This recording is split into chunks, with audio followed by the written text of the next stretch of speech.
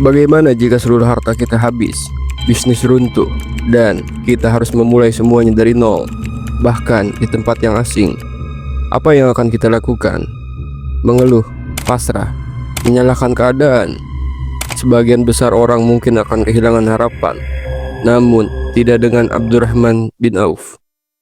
Saat hijrah ke Madinah, ia kehilangan seluruh hartanya. Dari seorang saudagar yang kaya raya di Mekah, ia jatuh miskin dalam sekejap. Namun ketika ditawari bantuan oleh sahabatnya, ia tidak meminta harta, tidak meminta belas kasihan.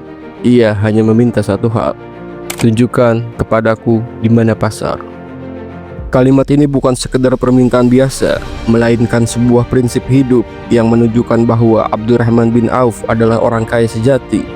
Dalam waktu singkat, ia kembali bangkit, bukan hanya sekedar sukses, tetapi menjadi salah satu pengusaha paling kaya raya di masanya. Inilah kisah tentang mentalitas bisnis yang benar, bukan sekedar teori, tetapi realitas yang terbukti dalam sejarah.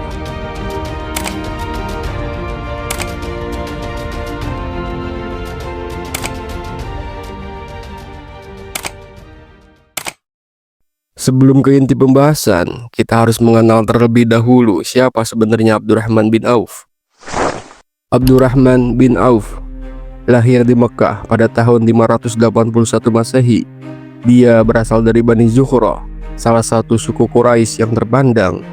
Sejak muda, dia sudah terbiasa berdagang dan dikenal sebagai pedagang yang cerdas, jujur, dan tekun. Karena keahliannya, dia berhasil menjadi salah satu saudagar sukses di Mekah dengan kekayaan yang melimpah. Namun, hidupnya berubah drastis setelah ia masuk Islam. Ketika Nabi Muhammad SAW mulai menyebarkan agama Islam, Abdurrahman bin Auf termasuk salah satu orang pertama yang menerima dakwah itu. Tapi keputusan ini membuatnya menghadapi tekanan besar.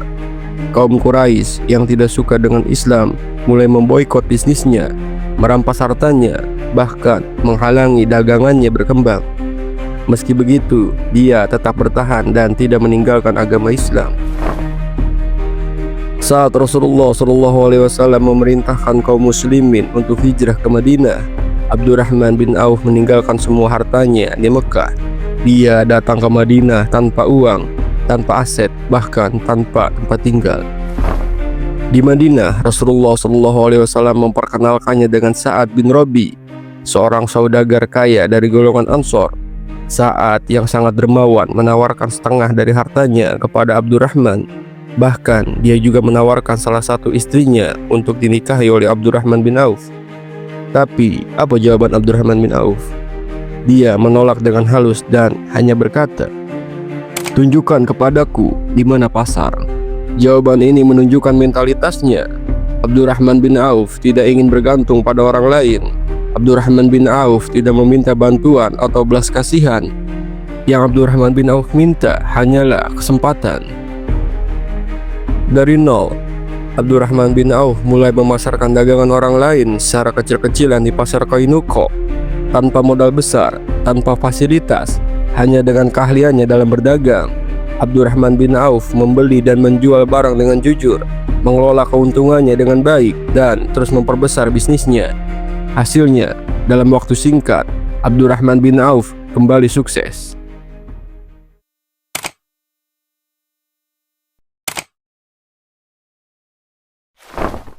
Kesuksesan Abdurrahman bin Auf dalam membangun kekayaannya pada dasarnya tidak jauh berbeda dengan cara berdagang para sahabat lainnya.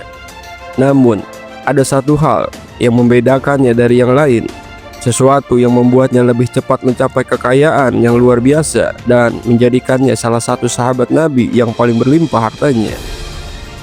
Ternyata, Abdurrahman bin Auf menerapkan konsep The Law of Attraction dalam kehidupannya.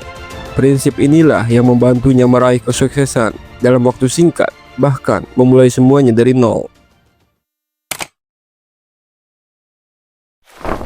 The Law of Attraction atau hukum ketertarikan adalah sebuah prinsip yang menyatakan bahwa pikiran seseorang memiliki kekuatan untuk menarik realitas yang sejalan dengan energinya, baik positif maupun negatif.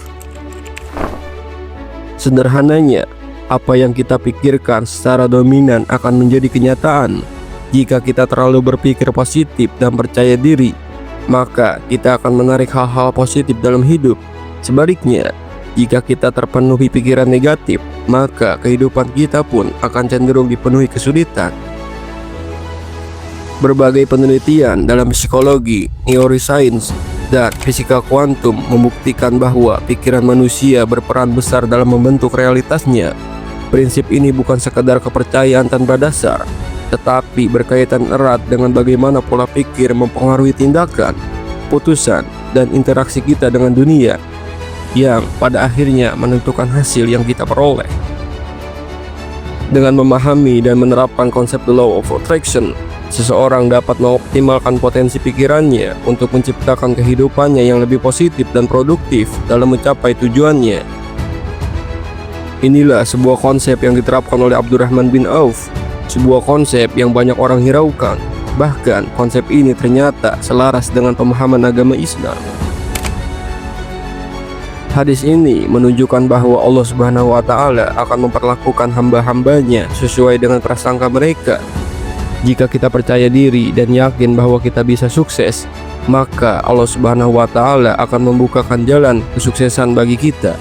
Sebaliknya, jika kita tidak yakin pada diri kita sendiri dan selalu berpikir negatif, maka hasil yang kita dapatkan juga akan sejalan dengan yang kita pikirkan.